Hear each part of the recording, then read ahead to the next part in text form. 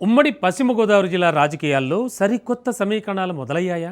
ఒక్క సీటు కూడా గెలవలేక చిత్తుగా ఓడిపోయిన పార్టీని తిరిగి గాడిలో పెట్టే బాధ్యత ఇప్పుడు ఒక మాజీ మంత్రికి అప్పగించబడిందా?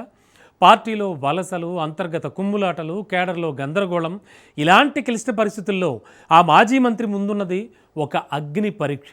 అసలు అతను ఎవరు? ఎందుకు అతనికే ఈ కీలక బాధ్యత? పార్టీని తిరిగి బలోపేతం చేయగలడా, లేక ఈ సవాళ్ల మధ్య ఇరుక్కుపోతాడా? ఉమ్మడి గోదావరి జిల్లాలో రాజకీయ సమీకరణాలు వేగంగా మారుతున్నాయి.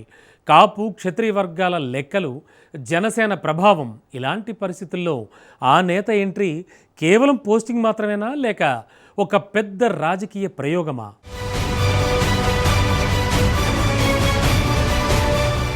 ఉమ్మడి పశ్చిమ గోదావరి జిల్లాలో వైసీపీ పరిస్థితి ప్రస్తుతం బలహీనంగా మారింది. గత ఎన్నికల్లో ఒక్క అసెంబ్లీ సీటు కూడా దక్కకపోవడంతో పార్టీ పూర్తిగా డిఫెన్స్లోకి వెళ్లిపోయింది. ఈ నేపథ్యంలో పార్టీని తిరిగి బలోపేతం చేయాలనే లక్ష్యంతో వైసీపీ అధిష్టానం రీజనల్ కోఆర్డినేటర్గా గుడివాడ అమర్నాథ్ను నియమించింది. ఇప్పటికే బొత్స సత్యనారాయణపై పనిభారం తగ్గించే క్రమంలో ఉమ్మడి పశ్చిమ గోదావరి జిల్లా బాధ్యతలను అమర్నాథ్కు అప్పగించారు. ఇది సాధారణ బాధ్యత కాదు, పూర్తిగా దెబ్బతిన్న పార్టీని తిరిగి గాడిలో పెట్టాల్సిన క్లిష్టమైన సవాల్.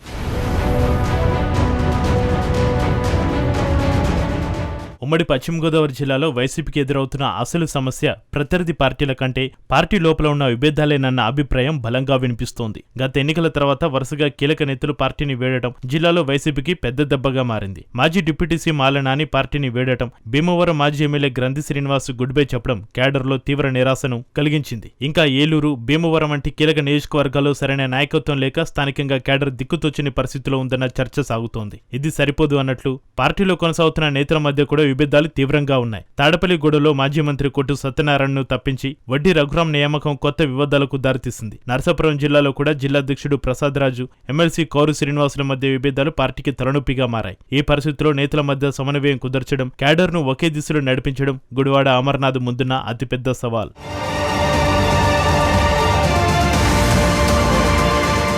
జిల్లా రాజకీయాల్లో మరో కీలక అంశం సామాజిక సమీకరణాలు. ప్రత్యేకంగా కాపు, క్షత్రియ వర్గాల మద్దతు లేకుండా ఉమ్మడి గోదావరి జిల్లాలో రాజకీయంగా నిలబడడం చాలా కష్టం. గత ఎన్నికల తర్వాత ఈ రెండు వర్గాలు వైసీపీకి దూరం అయ్యాయనే ప్రచారం బలంగా వినిపిస్తోంది. జనసేన అధినేత పవన్ కళ్యాణ్ ప్రభావం ఈ ప్రాంతంలో గట్టిగా కనిపిస్తోంది. ఇక మరోవైపు రఘురామకృష్ణరాజు ఘటన తర్వాత క్షత్రియ వర్గం వైసీపీపై అసంతృప్తిగా ఉందన్న అభిప్రాయాలు వినిపిస్తున్నాయి. ఈ నేపథ్యంలో ఈ రెండు కీలక వర్గాలను తిరిగి వైసీపీ వైపు తిప్పగలరా? వారిలో నమ్మకం కలిగించేలా అమర్నాథ్ ఎలాంటి వ్యూహాలు అమలు చేస్తారు? అదే సమయంలో జనసేన, టీడీపీకి పెరుగుతున్న ప్రభావాన్ని ఎలా ఎదుర్కొంటారు? పార్టీలో కొత్త ఉత్సాహం నింపగలరా? రాబోయే ఎన్నికల దృష్ట్యా ఈ బాధ్యత గుడివాడ అమర్నాథ్ రాజకీయ భవిష్యత్తుకే టర్నింగ్ పాయింట్ కావచ్చన్న చర్చ కొనసాగుతుంది.